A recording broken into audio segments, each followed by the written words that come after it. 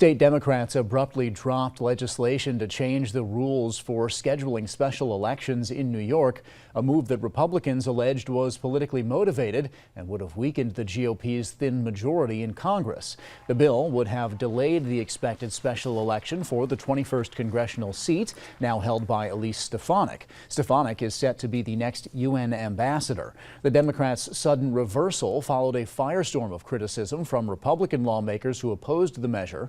The legislation was quietly introduced Friday evening. If the bill had passed, it could have left the 21st congressional seat empty until November.